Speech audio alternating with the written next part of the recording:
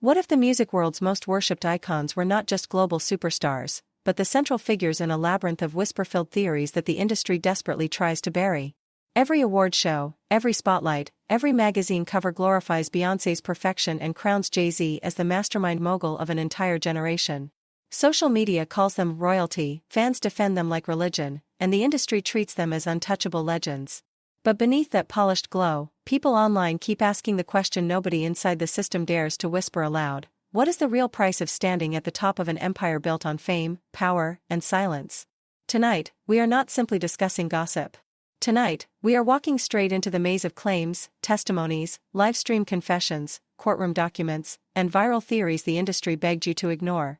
These stories stretch from m.i.a, a rising artist who says she faced pressure to attend uncomfortable gatherings, to a survivor who claims she endured months of isolation after refusing to sign a suspicious contract. And then there is the daughter of a former Roc Nation insider, who exploded the internet with her emotional revelations, shaking the fanbase so violently that TikTok, Instagram, and X split into two armies overnight. These are not secrets whispered in the dark corners of smoky studios. These are voices on camera, threads that refuse to die, public court records, and FBI-related mentions that social media grabs like fire. Every time a clip drops, the patterns grow sharper. Every time a fan connects two dots, the puzzle gets darker. And the biggest question keeps echoing: why do so many talented young artists vanish, break down, or fall apart, while the same powerful figures keep rising higher? What if those sold-out arenas, the deafening fan chants, the blinding lights, were not just symbols of success? What if, as online theorists claim, they fuel a psychological ecosystem so manipulative that it can bend emotions, shape narratives, and control an entire generation without them even realizing it? We are not stopping at glamour, scandal, or headlines. We are diving into the connections mainstream outlets avoid, the stories big stars deny, and the eerie similarities that keep resurfacing, just like they did during the downfall of Diddy, and just like online investigators insist may one day circle around Beyoncé and Jay-Z as well. Tonight, the circle is not just cracking, it is collapsing. And once you hear the full chain of events, you may never look at superstardom, success, or the music industry the same way again. Let us be honest for a moment. Hollywood's brightest lights are designed to blind you. They want you glued to the next trending series, fighting strangers online about who the real queen is, drowning in distractions while the real patterns sit right in front of your eyes like a puzzle nobody is supposed to solve. But m.i.a refused to stay blind. She paid attention. She connected the dots. And when she finally spoke, her voice shook an entire industry that survives on silence. According to her, behind the glamour there is a price, a cost paid in loyalty, secrecy, and if you believe the most fearless testimonies circulating online, something far more ritualistic than fans ever imagined. She does not whisper it. She screams it. She paints a picture of powerful figures, including superstar couples, being elevated not just as moguls but as gatekeepers to an underground culture of invitations, private gatherings, and red ritual-themed nights in dim corners of luxury suites. Internet threads even talk about A-listers flashing devil horns, passing around jars of strange black liquid as casually as party favors. m.i.a says the rule is simple: the higher you climb, the stranger the demands become. Want radio spins? Want real airplay? Then prove your loyalty. That is the claim survivors keep repeating across live streams, leaked calls, and late-night interviews. And then comes the pipeline that online investigators never stop talking about, the so-called velvet rope controlled by the biggest names of the old era, Diddy, Jay-Z, and the shadows of everything that came with them. People still whisper about Aaliyah's tragedy, arguing that her story was never just a loss, but a warning. Threads question who knew what, and which names stayed silent when they should have spoken. Survivors say the pattern never changed. The parties always began the same way: you are the type they like. You will get in. But they did not always end that way. Many stories follow the same bone-chilling arc: girls isolated, young, intimidated, surrounded by celebrities and handlers, everything feeling slightly wrong, and then, the moment when the atmosphere shifts. A drink. A haze. A sudden sense of being hunted instead of welcomed. And for the ones who tried to fight back or escape, silence. Arrests. Blacklisted careers. Trauma that followed them for life. This culture of silence is not just NDAs. It is fear. The kind of fear that convinces you your voice will be your death sentence, your ruin, your hashtag. And now, for the first time, the walls of this empire are trembling.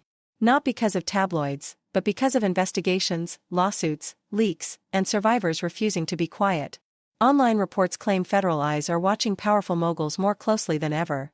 That aura of "nobody can touch us" suddenly feels a little too fragile.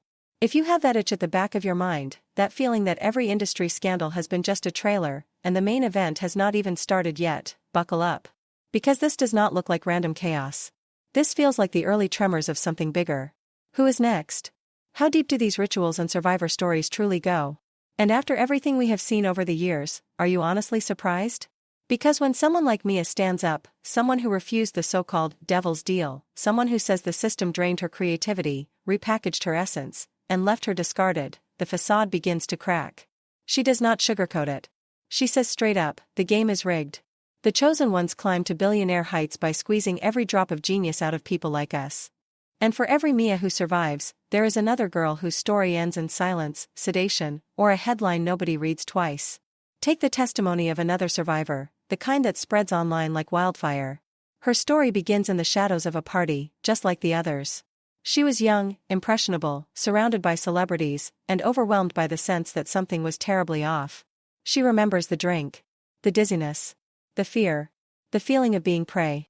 And then the unthinkable, being framed, arrested, thrown away like disposable evidence. Her trauma still trails her.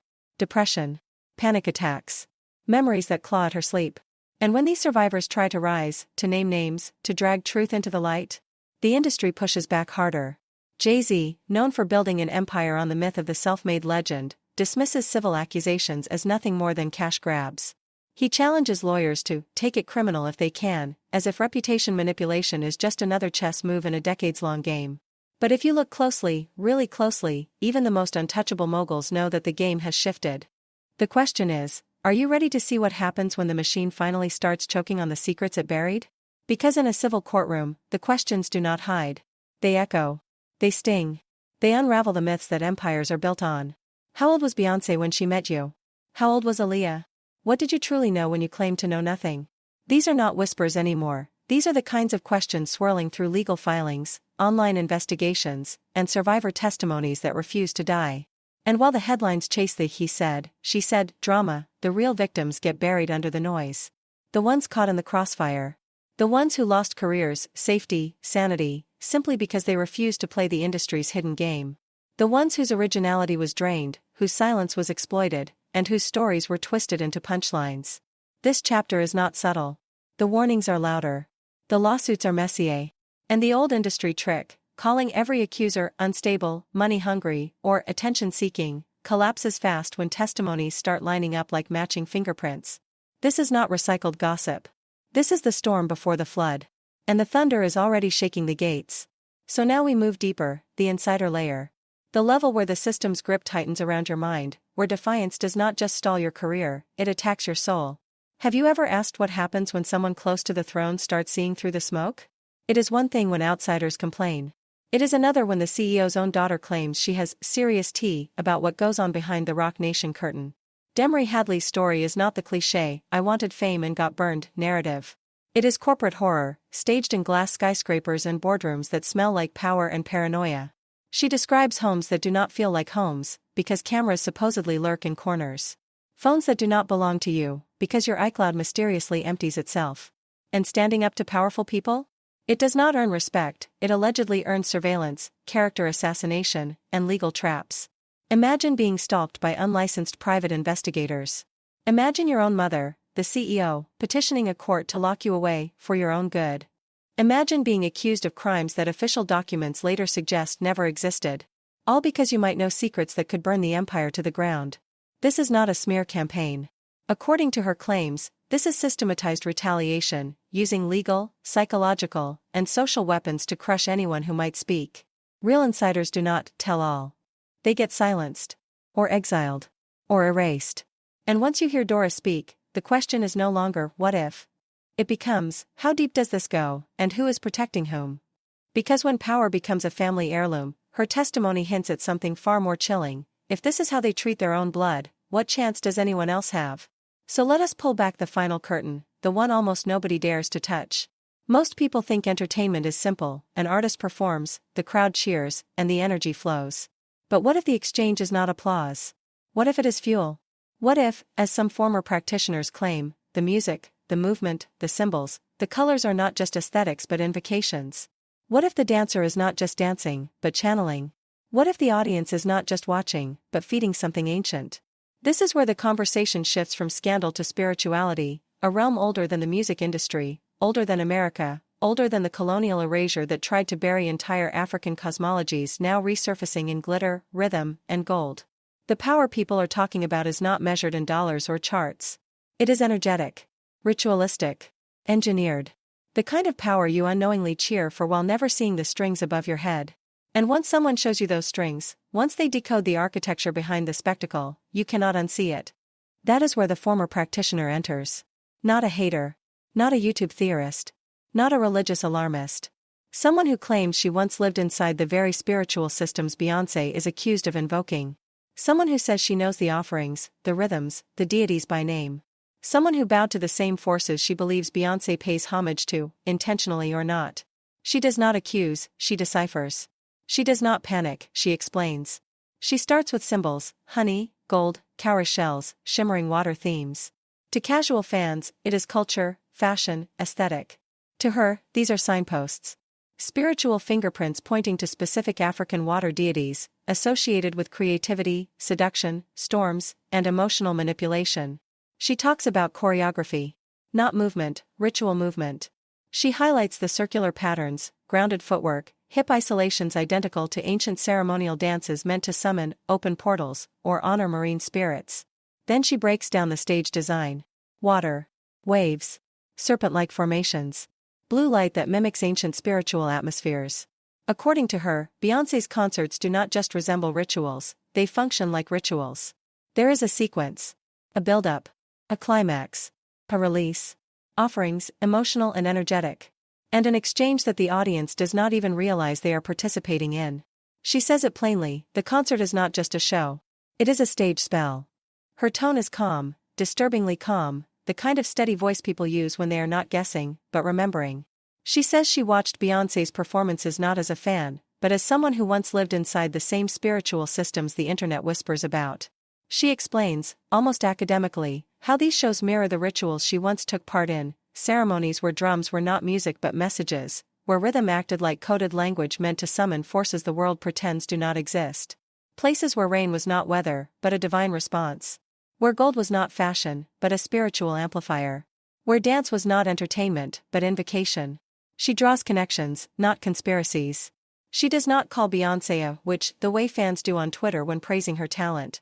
No, she means it literally in her vocabulary, a high-ranking spiritual practitioner, someone who knows energetic laws, uses symbolic systems intentionally, and channels emotion, performance, and ritual into power. And those iconic world-stopping performances everyone celebrates? According to her interpretation, they are designed rituals, carefully structured invocations where energy is gathered, shaped, and redirected. When Beyoncé dances and the weather shifts, fans call it coincidence. She calls it summoning. When the mood in a stadium transforms from euphoria to reverence, people say it is production. She calls it energy bending. She insists Beyoncé's cultural influence is not only talent, but talent fused with spiritual alignment, ancient forces repackaged with 21st century aesthetics. She goes deeper. She claims the reason diehard fans feel spiritually connected, the kind of connection they cannot fully explain, is because they are not just fans. They are participants. Participants in a ritual they never realized they joined. Their screams? Offerings. Their tears? Devotion. Their emotional release? Energy she believes is being harvested, transformed, and sent back out as influence, fame, and global power. She calls it an ecosystem of worship hidden beneath the glitter. And the fans who defend Beyoncé with their entire identity, even against strangers online, the ones who treat criticism of Beyoncé like a personal attack? She says they are not obsessed by accident. In her worldview, they are vessels, willingly or unknowingly contributing to what she calls energetic harvesting. Not sacrifice of blood, but sacrifice of identity. Sacrifice of emotion. Sacrifice of autonomy. She explains how collective energy works. Every ancient religion, every tribal ceremony, every revival meeting understood the power of thousands united under one emotional frequency. Where people gather, power multiplies. And in her perspective, Beyoncé has mastered directing that power back toward herself. She calls it modern worship, not of God, but of a goddess figure created through symbolism, rhythm, costume, and emotional magnetism. She points out the crowns, the horns, the wings, the ocean motifs. She says these are not fashion choices. They are archetypes, attributes of deities tied to water, fertility, war, creation, feminine dominance. To the world, it is art. To her, it is invocation. She breaks down the spell structure of music. The way beats mimic heart rhythms. The way repetition induces trance. The way lyrics echo affirmations and chants from Yoruba and Ifa traditions. These things are not hidden, she says. They are in plain sight. The world just does not know the language. Fans talk about feeling transformed after concerts, energized, empowered, spiritually lifted. She says that is what a ritual is supposed to do. And then she drops the most controversial claim of all, that the obsession some fans feel is not entirely psychological. Some of it, she says, is spiritual influence. Marine spirits, she explains, are linked to seduction, allure, emotional domination. When someone aligned with them performs, they do not just perform, they enchant. She says that is why Beyoncé feels untouchable to her hardcore fanbase. Why criticism feels sacrilegious. Why devotion feels instinctual. She calls it parasocial worship, engineered, not accidental. Fans pour their energy into the performer. The performer channels it into spiritual capital. The cycle feeds itself. And she says the system is designed that way. The lighting, the pacing, the symbolism, the atmosphere, the emotional arc. All crafted to create a spiritual environment disguised as entertainment. She points to the moments where Beyoncé stares into the crowd, motionless, glowing under blue light. Fans call it awe. She calls it a spiritual transaction. And she says it is bigger than art. Bigger than culture. Bigger than fame. She calls it a mass ceremony, with Beyoncé as the priestess. Her final warning is unnerving. If even a fraction of what she claims is true, then Beyoncé's influence is not just cultural, it is spiritual. And the people cheering the loudest may be giving away the most. Every concert, she argues, is a ritual. Every stadium becomes a temple. Every fan becomes fuel. So the next time a song loops in your mind long after the concert ends, ask yourself, was it just catchy, or did you walk straight into a ritual without realizing it? Because when ex-insiders say, renounce and repent before it is too late, maybe it is not exaggeration. Maybe it is a warning the world does not want to hear. And if secrets this powerful can hide behind the smile of the world's most adored celebrities, what else are we missing every time we hit play? Are we fans, or are we the fuel? And when the glamour fades, the masks slip, and the truth finally forces its way out. Who will you trust to crown the next pop icon, and what will it cost? If you like this breakdown, hit that subscribe button, because this story is only getting darker from here. Fam, stay awake. Stay questioning. Stay real.